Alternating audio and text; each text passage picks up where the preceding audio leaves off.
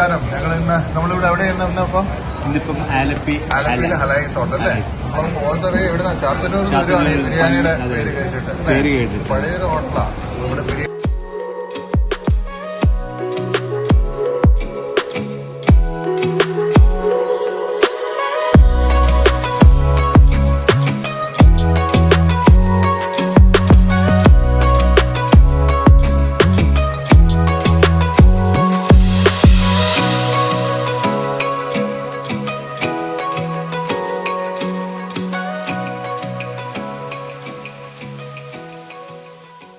പേരെന്താ? എന്റെ പേര് പറഞ്ഞു. ഹനീഫ്. ഹനീഫ് എത്ര കാലം തുടങ്ങിയിട്ട്? 92 തുടങ്ങി. ചെറിയ കടയായിട്ട് തുടങ്ങിയത് ഞാൻ റിസർച്ച് ചെയ്തപ്പോൾ ചെറിയ കടയായിട്ട് തുടങ്ങിയത് മനസ്സിലായി. ഒരു നമ്മുടെ അടുത്തൊരു ഡ്രം ഉണ്ടായിരുന്നു, അതിന്റെ ടോപ്പ് ഉണ്ടല്ലോ, അതിന്റെ ടോപ്പ് ഊരി എടുത്തിട്ട് അതിന്റെ അകത്തൊരു കാല് പിടിപ്പിച്ചിട്ട് ഹലൈസ് ഫ്രൈഡ് ചിക്കൻ ടേക്ക് അവേ അത്ര ഉണ്ടായിരുന്നു. അങ്ങനെ അത് തുടങ്ങിയതാണ്. അങ്ങനെ തുടങ്ങിയത്. അത് ശരി. അപ്പൊ അത് കഴിഞ്ഞിട്ട് പിന്നെ എനിക്ക് തോന്നുന്നു ഇവിടുത്തെ ഏറ്റവും സ്പെഷ്യൽ ബിരിയാണി തന്നെയാണോ? ബിരിയാണി ഉണ്ട്, എല്ലാ ഐറ്റവും ഉണ്ട്. ചൈനീസും ഉണ്ട്.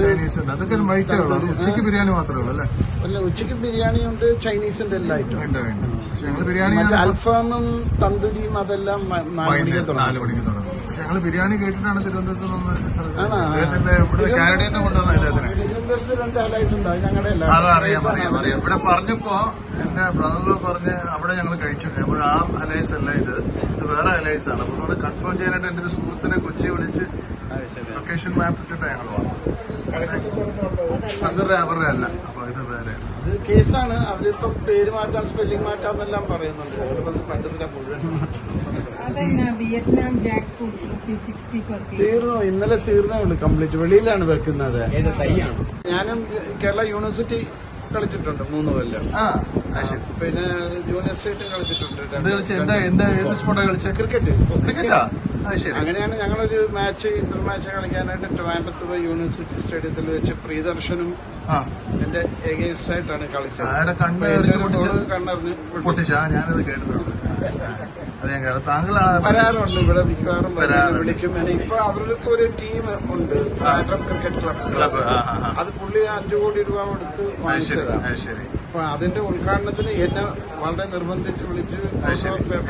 ഫുഡ് ബിസിനസ്സിലേക്ക് വന്ന എങ്ങനെയാ താങ്കൾ ഈ ഫുഡ് ബിസിനസ്സിലേക്ക് വന്ന? എങ്ങനെയാ ബിരിയാണി ബിസിനസ്സിലേക്ക് വന്നത്? തൊട്ടപ്പുറത്തൊരു ആലപ്പി ചിക്കൻ കോർണർ എന്ന് പറഞ്ഞൊരു ഹോട്ടലുണ്ടായിരുന്നു. അവര് കച്ചവടം ഭയങ്കര ആളായിരുന്നു. അന്ന് എക്സ്ചേഞ്ച് കൊണ്ട് പോലീസ് സ്റ്റേഷൻ വരെ കാറിങ്ങനെ കിടക്കുന്നതാണ്. പിന്നെ അപ്പൊ അവരുണ്ടല്ലോ നിർത്തിയിട്ട് വെള്ളക്കണ്ണൂർ ജംഗ്ഷനിലോട്ട് പോയി. അപ്പൊ ഞാനിവിടെ വാതിക്കലേക്കിപ്പം പണിയൊന്നും ഇല്ലായിരുന്നു, ചെറിയ ചവിട്ടി ചൂടിപ്പായിട്ടൊക്കെ പണിയായിരുന്നു. അപ്പൊ ഇവിടെ ഒരാൾ വന്നിട്ട് ചോദിച്ചാൽ ആ ബിരിയാണി കട എവിടെ പോയെന്ന് പറഞ്ഞു. അപ്പൊ അവര് ഹൈവേയിലോട്ട് പോയെന്ന് പറഞ്ഞു. അപ്പൊ ഞാൻ പോയി വൈഫിന്റെ അടുത്ത് അകത്ത് പറഞ്ഞു. എന്ത് പറയുന്നു? അപ്പൊ നമുക്ക് ചെയ്താലെന്ത്, നമുക്ക് കൊടുക്കാമല്ലോ എന്ന് പറഞ്ഞു. അങ്ങനെ ഞങ്ങള് ആ ബോർഡ് ഉണ്ടാക്കി അത് വെച്ച് 100 രൂപ. അതാണ് ക്യാപിറ്റൽ ഇൻവെസ്റ്റ്മെന്റ്. എന്നിട്ട് പിറ്റേന്ന് വാതിക്കെ ഞാൻ നിൽക്കുമ്പോഴത്തേക്ക് ഒരാൾ വന്നിട്ട് ചോദിച്ചു, ബിരിയാണി കട പൂട്ടിയാ? ഞാൻ പറഞ്ഞാൽ അത് പൂട്ടിപ്പോയി. നിങ്ങൾ ചെയ്യാവാ?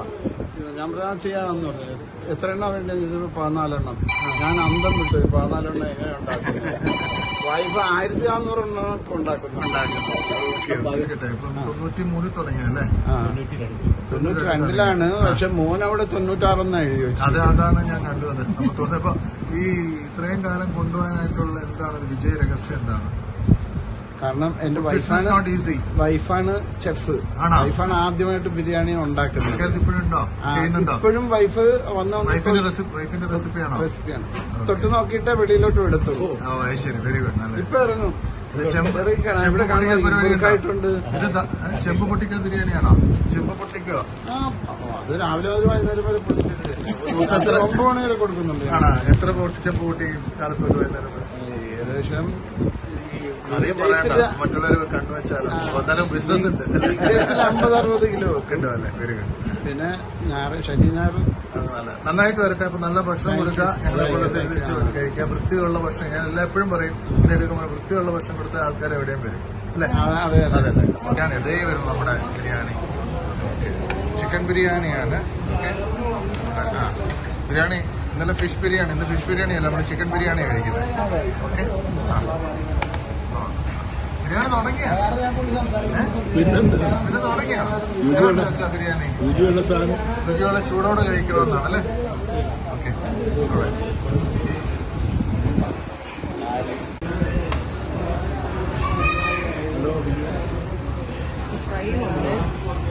ഇത് ചിക്കൻ ശരിക്കും രണ്ടുണ്ടല്ലേ? ഓക്കെ, അത് ശരി. അപ്പം ഒന്ന് വിവരിച്ച് ആ ബിരിയാണി ഒന്ന് വിവരിച്ച്. ബിരിയാണി നമ്മൾ കഴിക്കാൻ പോവാണ് അലൈസ് ബിരിയാണിയിൽ. എനിക്ക് തോന്നുന്നു ചിക്കൻ ഫ്രൈ ഒരു എക്സ്ട്രാ കേട്ടോ, എക്സ്ട്രാ അതിനകത്തൊരു ചിക്കൻ ഉണ്ട്. നല്ല ഉപ്പൊക്കെ ഉണ്ട്, നല്ല ഉപ്പൊക്കെ ഉണ്ടല്ലേ? അടിപൊളി. ഓക്കെ, മസാല എങ്ങനെ ഉണ്ട്? അപ്പം ഫ്രൈഡ് കാല് കിട്ടിയെന്ന് ചോദിച്ചു വാങ്ങിച്ചു. ശരി, കാലാണ് അതുകൊണ്ടാണ്. അപ്പൊ ഇതിനോട് എനിക്കൊന്ന് മസാലയില് വെരി ഗുഡ്. പപ്പടം ഉണ്ട്, റൈറ്റ ഉണ്ട്, ഡേറ്റ്സ് പിക്കിളുണ്ട് അല്ലേ? Okay okay. സാറോ എങ്ങനെയുണ്ട് ബിരിയാണി? ടേസ്റ്റ് ചെയ്തോ? നിനക്ക് വേണ്ടിയിട്ടാണ് അലൈസ് നമ്മൾ തിരുവനന്തപുരത്ത് നിന്ന് കഴിക്കാൻ. അപ്പൊ എങ്ങനെയുണ്ട്? ക്ലാസ്മേറ്റ്സിനോടൊക്കെ പറയാം ഇവിടെ വന്ന് കഴിക്കാൻ. എന്റെ ചാനൽ സബ്സ്ക്രൈബ് ചെയ്യാൻ പറയുമോ?